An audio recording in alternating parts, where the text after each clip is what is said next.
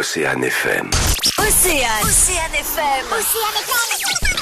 Océane FM. La radio Océane FM.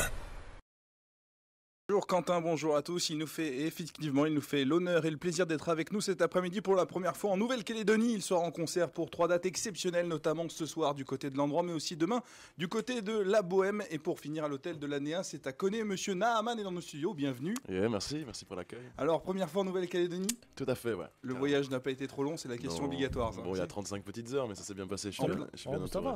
T'es bien entouré, ouais. En plein décalage horaire, je suppose. Ouais, c'est ça, ouais. Alors, est-ce que c'est la première fois que tu pars si loin de chez toi ? Ouais, je pense, c'est ce qu'on disait dans l'avion, c'est que c'est la première fois qu'on va aussi loin. D'accord. Ouais, carrément. C'est clair qu'il y a guère plus loin. Ouais, à l'autre bout du monde, quoi. C'est Alors justement, c'est où chez toi ? Chez moi, c'est donc en métropole. J'habite en France, j'habite en Normandie. Voilà. D'accord. Et Fat Babs est de Normandie aussi, mon manager aussi, donc on est une équipe normande qui débarque. Ça va la météo ? Vous vous habituez ? Bah ouais, on se fait des voyages, quoi, tu vois.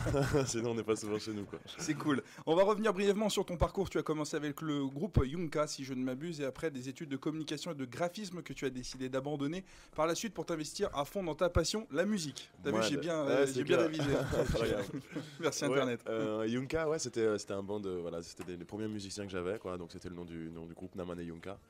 T'as tout dit, hein, c'est ça. Quel était le déclic qui t'a donné envie de faire ce métier, de concrétiser, te dire ça y est, je vais faire ça de ma vie ? Le déclic, c'était que je me suis retrouvé en études trop longtemps à faire des trucs qui me faisaient chier, quoi, et puis trop longtemps à faire des open mic dans les bars et avoir le public qui kiffait, quoi, à chaque fois. Donc à force d'entendre ça, et je me suis dit allez, j'arrête de me perdre mon temps, de faire n'importe quoi, je me concentre sur un projet. Je me suis mis dans la musique, j'ai trouvé Fat Babs, les frères, et puis voilà, on est parti, quoi. D'accord. Alors, qu'est-ce qui t'a séduit ? Parce que tu es chanteur de reggae. Qu'est-ce qui t'a séduit dans la culture la Rasta, je vais y arriver, et le courant musical en général ? Le courant, surtout le courant musical, tu vois, parce que la culture Rasta, moi, c'est un truc qui me touche pas particulièrement. Je suis assez sensible à ça, mais c'est pas ma culture trop, quoi. Niveau dans la musique, c'est sûr, tu vois, c'est une musique rebelle qui chante des valeurs, qui chante une foi et ça te plaisait ? Ouais, ça me plaisait depuis tout petit, quoi, tu vois, même sans comprendre les paroles, j'étais déjà super touché par l'intensité de cette musique, quoi. C'est quelque chose cette sensibilité, c'est quelque chose qu'on retrouve à travers tes textes, je suppose, tes productions. Ouais, au niveau des textes, ouais, carrément. Ouais, je m'inscris justement dans ce courant-là, de par aussi mes sujets, tu vois, les sujets que je traite et tout. C'est vrai qu'il y a cette sensibilité, il y a cette recherche du juste ou de la vérité, ou peu importe, mais de sa vérité en tout cas. Voilà, c'est chacun a tout en soi, quoi, c'est ça. Voilà. J'ai lu que tes croyances religieuses transparaissaient beaucoup à travers tes textes également, que tu écris.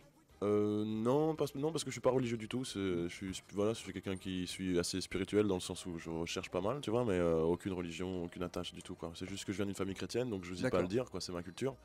Mais je partage pas du tout cette. Ok. Voilà. Et d'où vient ce nom Naaman justement ? Naaman, c'est un nom qui vient de la Bible, justement. Voilà. Donc quand j'ai feuilleté un peu. Je me suis pas trompé. Non, carrément.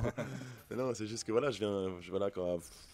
la fin de l'adolescence, j'ai commencé à feuilleter un peu la Bible pour savoir un peu comment ça se passait. Voilà, notre civilisation est basée là-dessus, tu vois. Ça fait un bout de temps qu'on est bassiné avec ce genre de trucs. Donc je me suis mis à lire, j'ai trouvé Naaman dedans et ça m'a plu. Ça t'a plu et t'as dit addict. Addict, c'est bon. On choisit ça. Alors je note aussi que tu as vécu notamment en Jamaïque, dans la capitale de Kingston, où tu as pu totalement t'imprégner de la culture Rasta. Est-ce que tu peux nous raconter un petit peu cette fabuleuse expérience ? Ouais, Jamaïque, j'y vais régulièrement tous les hivers en fait. Donc j'habite pas vraiment là-bas, mais je vais y passer 1 mois et demi, 2 mois quand je peux. Et te ressourcer ? Ouais, voilà, quand couper chercher un peu. Chercher l'inspiration. Ouais, c'est ça. Puis connecter avec les gens là-bas, c'est vachement bien. Je suis allé un peu par hasard la première fois. Ça a abouti sur le premier album et voilà, je continue d'y aller. C'est super accueil, les gens sont formidables. Voilà, super énergie, super vibes là-bas. Je me sens vraiment bien en tout cas. D'accord. Très ressourçant. Une grosse source d'inspiration. Alors, ouais, en tout cas, c'est juste qu'il y a un truc particulier. Voilà. Même en faisant rien, mon esprit est complètement disponible. Quoi, complètement. D'accord. Alors, première scène le 3 août 2012, sur la scène du Reggae Ska Festival. Tu avais alors 21 ans, si je ne me trompe pas. Ouais, c'est pas ma première scène. Hein. J'ai fait des centaines et des centaines de scènes avant. Grosse scène. Ouais, c'était la première fois qu'on était sur un truc aussi officiel avec Fat Babs. C'était cool, hein. Ça fait combien de temps que vous vous connaissez ? Ça fait maintenant 3 ans qu'on se connaît. On a commencé à faire du son depuis qu'on se connaît. Donc ça fait 3-4 ans, je crois. Ouais, plutôt 4 ans. Peut-être 4 ans, 4 ans qu'on se connaît. Donc après la Jamaïque, retour en France pour sortir ton premier album, si je ne m'abuse, 2013. Deep Walker's Back Again. Voilà, c'est ça. Donc c'était la première fois qu'on était allé. Ouais. Donc on avait eu cette expérience en studio avec Sam Clayton, Stephen Stewart, et après des gars comme Sam Sly Dunbar à la batterie, beaucoup de musiciens vachement cool. Donc c'était une bonne expérience pour nous. Donc c'est en rentrant de Jamaïque, tu t'es dit ça y est, je vais sortir mon album. Ouais, enfin j'étais aux îles Vierges en fait, et c'est là-bas qu'on m'a proposé de faire l'album en Jamaïque. Donc ouais, quand je suis parti en Jamaïque, j'avais déjà ce but de faire l'album, ouais, ça c'est après on avait l'album, donc on l'a sorti quoi, forcément. On l'a sorti et s'en est suivi une grande tournée en France, mais pas seulement, à l'étranger, qui s'est ouvert à toi avec des dates en Angleterre, en Russie et même en Chine.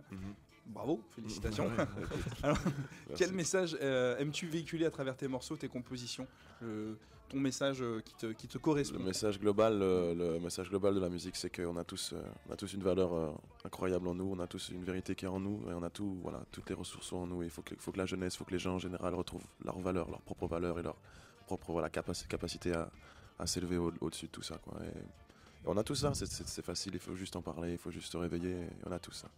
Très bien. C'est ça. Et quels sont les artistes qui t'inspirent quand tu écris des textes? Tu t'inspires d'artistes en particulier? J'ai beaucoup écouté de reggae, donc j'ai des artistes qui m'ont inspiré, comme Gregory Isaac, Dennis Brown, Bob Marley forcément, c'est incontournable. Après, dans les artistes New Roots, bien sûr, il y a Damian Marley qui mixe bien le reggae et le hip-hop, donc forcément moi ça m'a pas mal touché. Après, les gars comme Sizzla, Capleton, tous ces gars, énormément de gens dans le reggae, quoi. Ouais. J'avais envie de revenir sur la consécration. Tu as été nommé Révélation de l'année 2013 avec plus de 11 000 votes. C'était au Garage Reggae Festival, en première partie d'un grand monsieur, John Holt. C'est ça Garance Reggae Festival. Je sais pas si c'est un rapport. On avait reçu un petit trophée, mais c'était au Reggae Sunscast. Il y a en 2012. Ouais, voilà, en 2012 exactement. Et une confirmation suite avec ton album Deep Rockers Backyard, qui est nommé l'album Reggae French Touch 2014. Voilà. C'était une belle récompense. Ouais, c'est surtout ton travail. C'est surtout c'est le public qui vote, hein, donc c'est le public qu'on remercie. Ça montre surtout qu'il y a des gens qui nous soutiennent, qui nous suivent. Donc pour nous c'est ça le truc, quoi. Avant d'avoir fait le meilleur album, parce que moi je connais des gars qui font des très bons albums, tu vois, des artistes qui ont mon âge, qui sont pas forcément connus mais qui défoncent. Donc révélation, pas vraiment, mais en tout cas soutien du public, et ça c'est magique, quoi. D'accord, très bien. 2015, en pleine préparation d'un nouvel album qui va sortir d'ici quelques semaines, si je me trompe pas, c'est ça? Exactement, ouais. Le titre? Rays of Resistance. Rays of Resistance. Et donc tu es parti te ressourcer, j'ai vu, à travers des voyages notamment au Népal, en Inde, au Liban et évidemment en Jamaïque pour ce nouvel album, pour l'écrire, ce nouvel album? Ouais, enfin je voulais faire un break après toutes les dates qu'on avait fait, donc moi c'est toujours ce que je fais, je me casse en voyage. L'Inde, le Népal, voilà. Le Liban c'est pour différentes raisons, j'y vais aussi régulièrement. Et il y a beaucoup de choses de ce nouvel album qui sont inspirées de ces voyages. Tu t'imprègnes de tes voyages, de ton expérience, des cultures, des rencontres, etc. Pour écrire. Après c'est dilué, hein, c'est vraiment dilué dans les chansons. Tu vois. Moi je pourrais en parler, mais après si on écoute comme ça, je sais pas si on pourrait donc c'est un véritable besoin pour toi de partir en voyage pour... c'est un besoin jusqu'à temps que je trouve une solution pour faire la même chose en voyage, mais chez moi, tu vois ce que je veux dire. Moi j'ai besoin de couper vraiment avec tout pour me retrouver, mais il n'y a pas forcément besoin de ça, quoi. Après les voyages, j'apprécie vraiment. Ouais. Et qu'est-ce que je voulais dire, ce nouvel album donc, qui va sortir d'ici peu, c'est en octobre, hein, je crois. 30 octobre. Le 30 octobre, donc tu es en pleine promotion de cet album, en pleine tournée actuellement. C'est fini, la tournée vient de finir. Tu vois, là on est en Nouvelle-Calédonie, on fait vraiment la rupture entre l'ancien album, voilà, c'est ça. D'accord.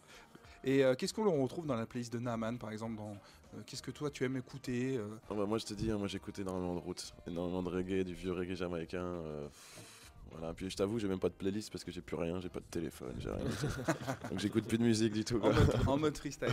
Ouais, voilà. Mais je note aussi que tu as une vraie volonté de créer un reggae à l'ancienne, c'est ça? Bah, la volonté de reggae, non, pas vraiment en fait, c'est juste que nous, c'est nos influences, donc forcément on en met un peu partout, c'est notre base, quoi, mais nous, notre volonté c'est faire ce qu'on kiffe. Forcément, on a toujours ce reggae, ouais.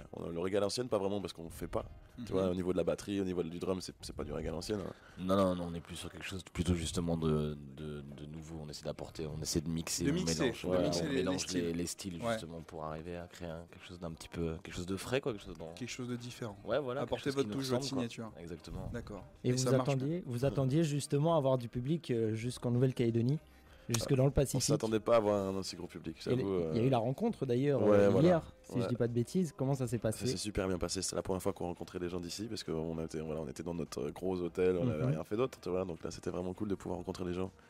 Et ça donne juste envie de courir au live, tu vois, d'être là ce soir très vite et faire ça bien parce qu'on a reçu trop de love des gens, quoi. Ils sont vraiment trop nice. Le stress, ça y est, il est évacué maintenant. Là, maintenant, c'est bon. C'est plus envie d'y aller, quoi. Voilà, là, c'est plus du love maintenant. C'est bon. D'accord. Donc, ces 3 dates, qu'est-ce que tu nous as préparé ? Est-ce que tu as préparé quelque chose de particulier pour le public calédonien qui nous écoute à l'antenne et peut-être pour leur donner envie ce soir de venir nous rejoindre ? On a prévu de faire exactement l'ancien album et un peu du nouvel album. C'est-à-dire on va mixer des trucs des deux. Voilà. Même nous, on va se faire un truc un peu nouveau qu'on n'a pas l'habitude de faire. On va se faire plaisir, quoi. Carrément. Donc, ça va être sympa, je pense. En mode freestyle et on mixe un peu tous les... le tout. Voilà. Et bien d'accord. Peut-être qu'on peut avoir une démo d'ailleurs, en live, en acapella peut-être. En acapella. En acapella, pourquoi pas. Okay. This your little sunshine in the morning to make me rise. Give me a smile and one when the rock steady start. Ooh, I wanna tell my neighborhood, give me a speaker and make me a good turn off the mood. Yes, I live. Is it hard to believe the more you keep it, the less you love, and love got so much to give. We have to live up to the best. God, I'm gonna make question. No man, I know nobody on earth to stop me from express myself. Ocean, live up and be the vibe. And I'm gonna have me rock out. And I got 9 feet high. Me never sell out. I'm an ease out. Yes, sir. Yes. Félicitations. Yes. Il sera donc il est en Nouvelle-Calédonie pour 3 dates exceptionnelles, donc ce soir à l'endroit pour la première. Demain, ça se passera du côté de la Bohème et pour finir à Koné, à l'hôtel de la Néa, samedi. Voilà. Évidemment, 3 rendez-vous qu'il ne faudra pas manquer, un événement, le froid, le bar en live. Eh bien, il ne me reste plus qu'à te remercier. Bon courage pour ce soir, pour ces 3 dates et bonnes vibes à toi en Nouvelle-Calédonie, kiffe bien. Merci beaucoup. Merci pour l'accueil.